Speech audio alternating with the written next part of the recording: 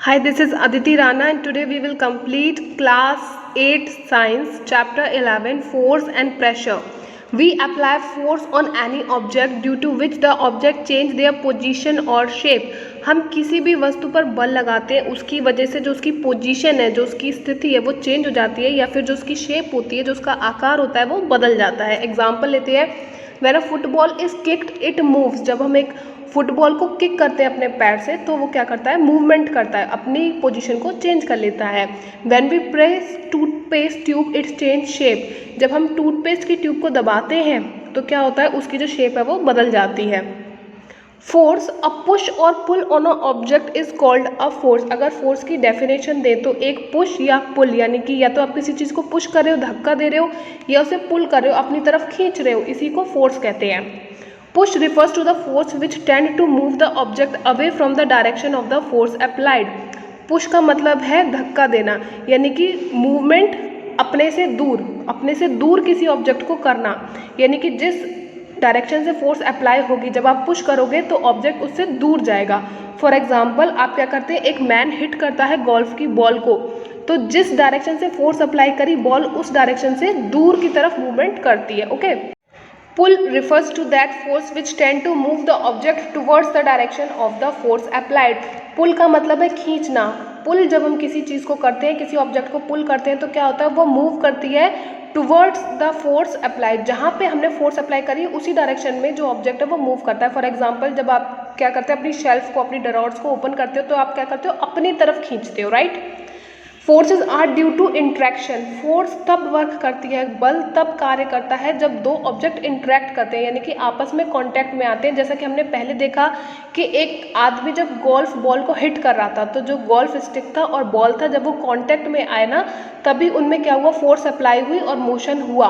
दूसरे केस में हमने देखा था कि हैंड था और डरॉर थी, तो जब ये साथ में आए, जब कांटेक्ट में आए, तभी क्या हुआ, जो डरॉर थी वो फोर्स जिस डायरेक्शन से आ रही थी उस तरफ को मूवमेंट करती है।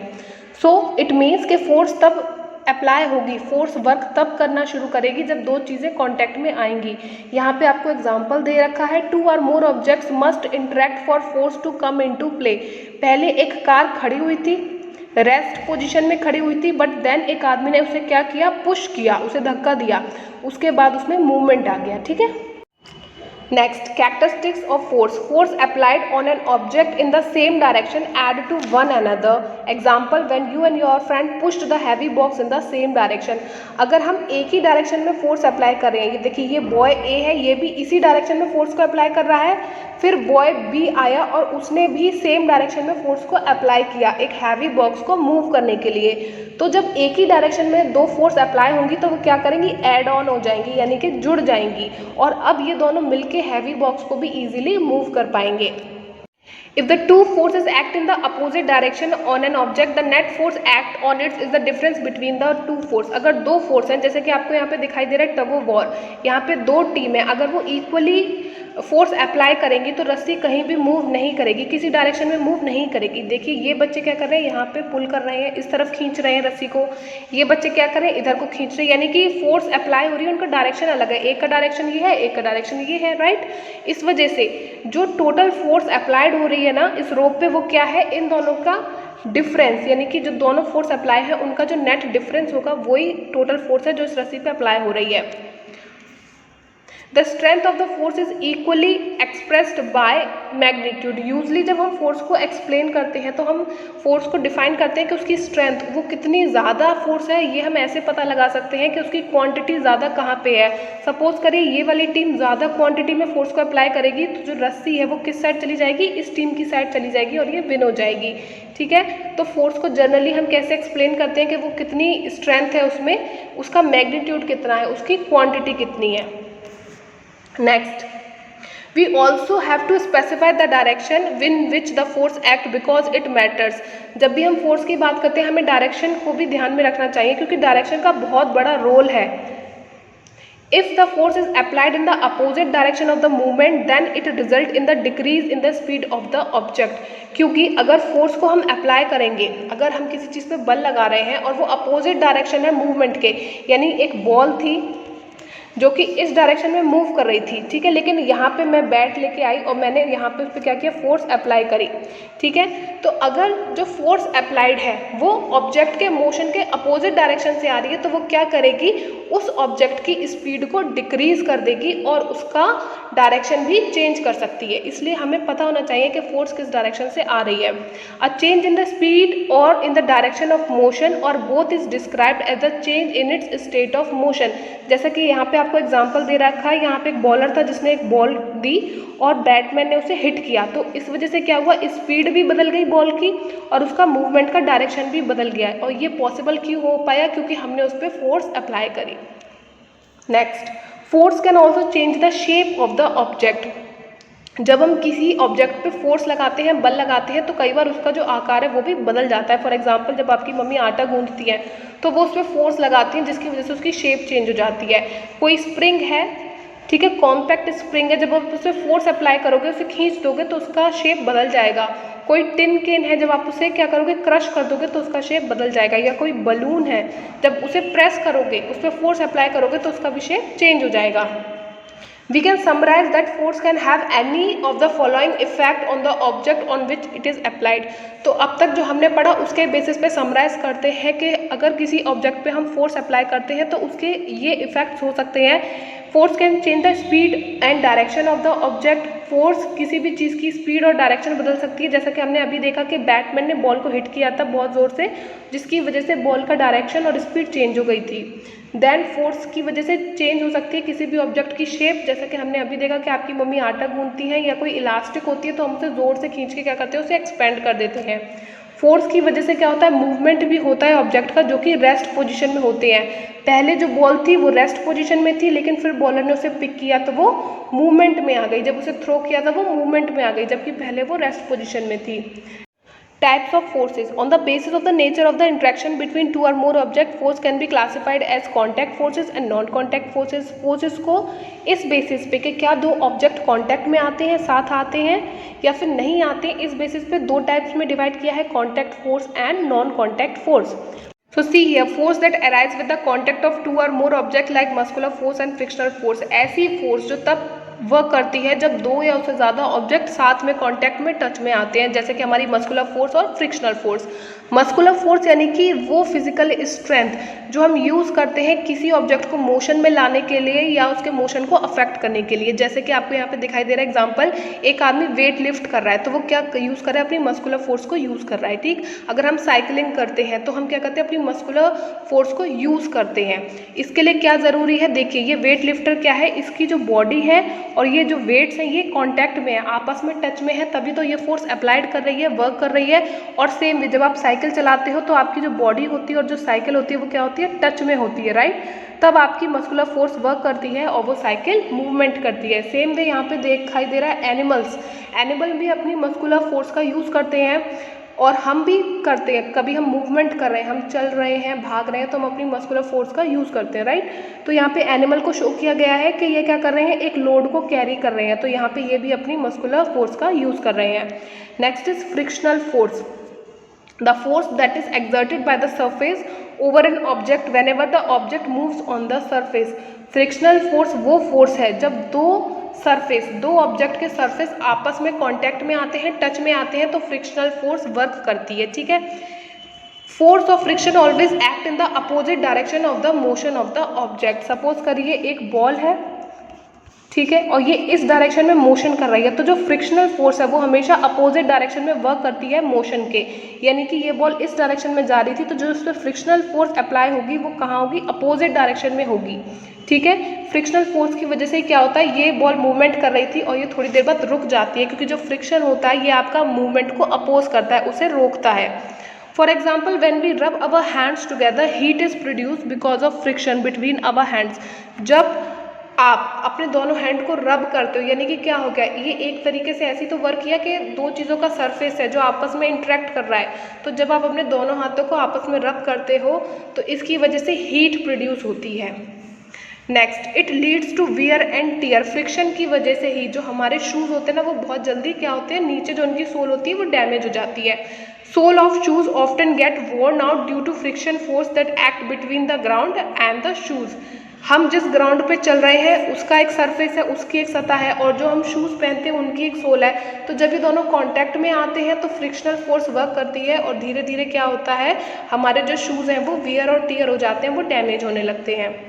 Next is non contact force, force which do not involve physical contact between two bodies on which they act. कुछ ऐसी फोर्सेज होती हैं जो वर्क करती हैं और उन्हें बीच में कांटेक्ट नहीं चाहिए। ऐसा नहीं है कि जब आप उन्हें टच करोगे वो तभी वर्क करेंगी, बिना टच के, बिना कांटेक्ट के भी वो एक दूसरे पे अफेक्ट कर सकती हैं। उन्हीं को कहते हैं नॉन कांटेक्ट फोर्सेज। ये तीन है आपकी, magnetic force, electrostatic force and gravitational force. सबसे पहले बात करते हैं मैग्नेट फोर्स की।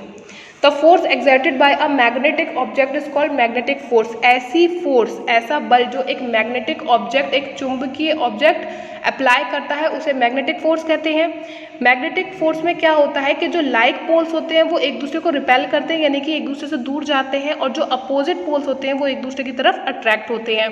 तो जैसा कि आपने देखा कि ये नॉन कॉन्टैक्ट फोर्स का एग्जाम्पल है। क्यों? क्योंकि अगर आप किसी मैग्नेट को यहाँ पे पुट करते हो, आपने यहाँ पे एक मैग्नेट रखी, तो ज़रूरी नहीं है कि आप इसे आयरन नेल से टच करो, वो खुद ही इसकी तरफ अट्रैक्ट होकर इससे स्टिक हो जाएगी। इसलिए ये एग्जाम्पल है magnetic force, non contact force का। Next is electrostatic force, a force exerted by a charged particle or another charged or uncharged body is known as electrostatic force।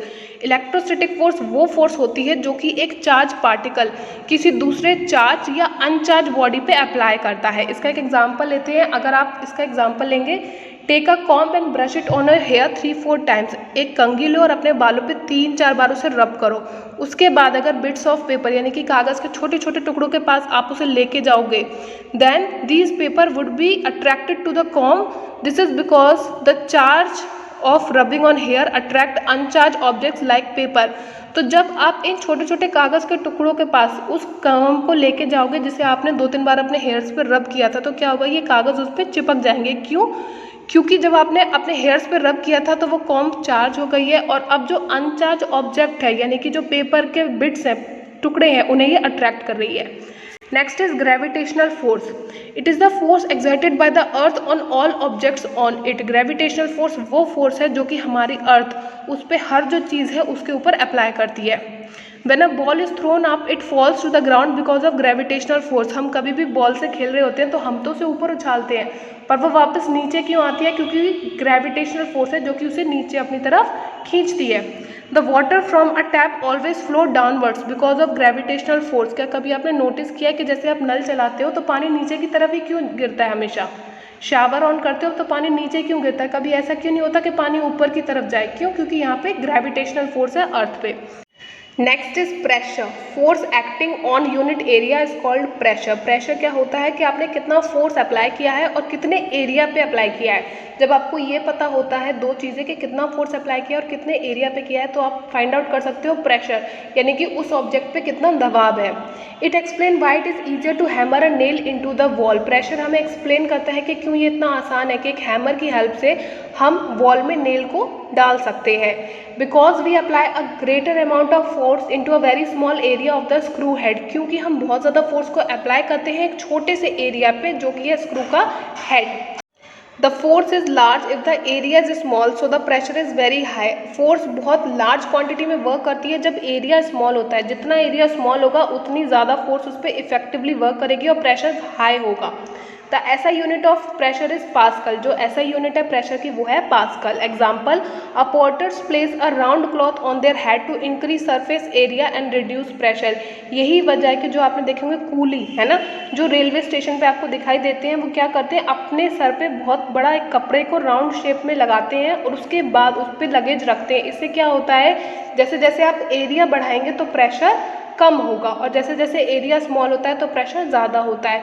तो जब एक ये कपड़े को सर्कुलर फॉर्मेट में इस तरीके से कपड़े को गोल गोल करके अपने सर पे लगा लेते हैं, तो इसकी वजह से क्या होता है कि सरफेस एरिया बढ़ जाता है और प्रेशर जो इनके सर पे पड़ता है वो कम हो जाता है। Next, a sharp knife cuts better as more pressure is exerted over a small area. आपने देखा होगा कि जो नाइफ शार्प होता है, यानी कि इतना सा एरिया है जो कि बहुत तेज़ है, शार्प है, तो जब आप इससे कोई चीज़ कट करोगे वो बहुत अच्छे से कट होगी और बहुत ईजिली कट होगी। वाई? बिकॉज जब एरिया आपका स्मॉल होता है तो उस पर बहुत हाई प्रेशर वर्क करता है। थोड़ी सी आप फोर्स अप्लाई करोगी तो प्रेशर बहुत हाई तरीके से वर्क करेगा और आपके जो ऑब्जेक्ट्स हैं वो ईजिली कट हो जाएंगे, चॉप हो जाएंगे। Next, pressure exerted by liquids and gases. जो लिक्विड्स होती हैं, जो गैसेज होती है, वो भी प्रेशर यानी कि दबाव डालती है अपने आसपास की सराउंडिंग्स में। Liquid also exert pressure in all the direction on the walls of the container in which they are stored. जो लिक्विड्स होते हैं, जो तरल पदार्थ होते हैं, वो प्रेशर क्रिएट करते हैं, दबाव डालते हैं हर डायरेक्शन में वॉल्स पर। जिस भी कंटेनर में वो होते हैं उसकी हर वॉल पे वो हर डायरेक्शन में प्रेशर क्रिएट करते हैं। Example, water coming out from the leaking pipes and taps. कभी आपने देखा होगा कि हमारे घर में जो पाइप्स होते हैं उनमें अगर छोटा सा भी होल होता है तो उसमें कितनी स्पीड से पानी निकलता है, यानी कि जो लीकेज होती है वो बहुत स्पीड से प्रेशर से होती है, क्योंकि लिक्विड एक्सर्ट करते हैं प्रेशर।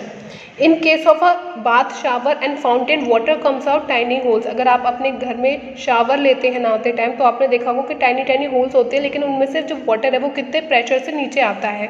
और अगर आपके घर में फाउंटेन है तो आपने देखा होगा कि टाइनी टाइनी होल्स होते हैं, लेकिन उससे कितनी स्पीड से प्रेशर से जो पानी है वो ऊपर की तरफ आता है। ठीक है, तो इससे हमें ये पता पड़ता है कि लिक्विड्स भी एक्सर्ट करते हैं, दबाव बनाते हैं, प्रेशर क्रिएट करते हैं।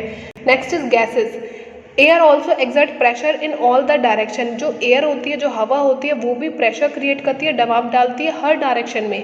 When you make a hole on a fully inflated balloon then does the balloon not break there by releasing all the air from inside. कभी कभी आप क्या करते हैं, कोई बैलून होता है ना, उसमें छोटा सा अगर होल होता है तो वहाँ से जो एयर है वो बहुत प्रेशर से, बहुत स्पीड से निकलती है। जिस डायरेक्शन में एयर निकलेगी स्पीड में, उसके अपोजिट डायरेक्शन वो बैलून आपका जाके गिरता है। तो हमें ये पता पड़ता है कि एयर भी हर वॉल पे, जिस भी कंटेनर में होती है उसकी हर वॉल पे प्रेशर को एक्सर्ट करती है। Next is atmosphere, which means the air that is all around us. Atmosphere वो ब्लैंकेट है डिफरेंट गैसेस की जो हमारे आसपास सराउंड करती हैं। It also exert pressure. जो एयर होती है हमारे आसपास वो भी प्रेशर क्रिएट करती है, जिसे एटमॉस्फेरिक प्रेशर कहा जाता है। The value of atmospheric pressure is very high. जो एटमॉस्फेरिक प्रेशर है वो बहुत ही ज़्यादा होता है। The atmospheric pressure keeps on increasing as we move towards the earth surface. जैसे जैसे हम अर्थ के सर्फेस के पास आते जाते हैं वैसे वैसे एटमॉस्फेरिक प्रेशर बढ़ता जाता है। यू कैन सी, अगर मैं एयर प्रेशर को डिफाइन करूँ तो सपोज करिए कंटेनर है, इसमें हमने एयर मॉलिक्यूल्स हैं बहुत सारे, ठीक है, और ये नीचे की तरफ मूवमेंट कर रहे हैं due to gravity. So atmospheric pressure is the force of gravity on air in a column of unit area. एक पर्टिकुलर एरिया में जो एयर मॉलिक्यूल्स है उस पर जो ग्रेविटी अफेक्ट कर रही है, जो उस पर प्रभाव डाल रही है, उसी को एटमॉस्फेरिक प्रेशर कहते हैं।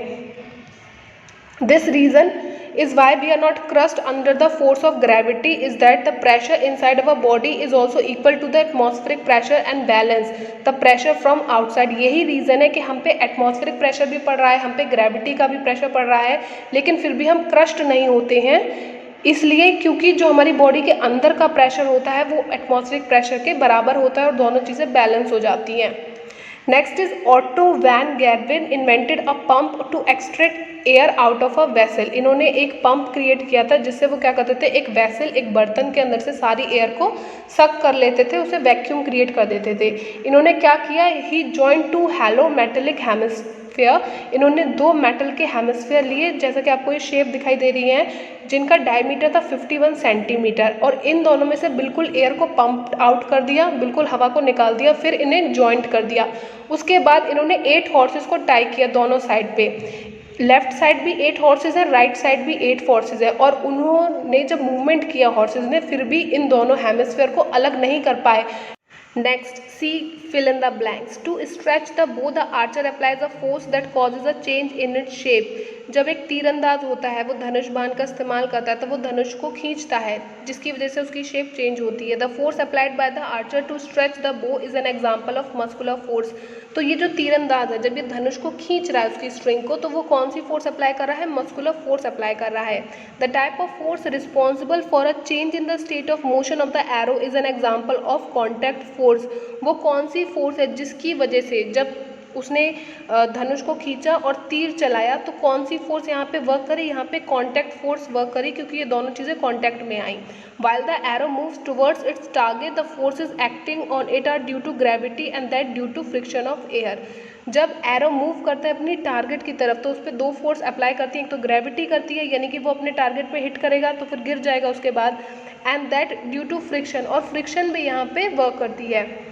To draw water from a well we have to pull the rope. अगर हमें कुएं से पानी निकालना है तो हमें रोप को क्या करना पड़ेगा? पुल या पुश, हमें उसे पुल करना पड़ेगा, अपनी तरफ खींचना पड़ेगा।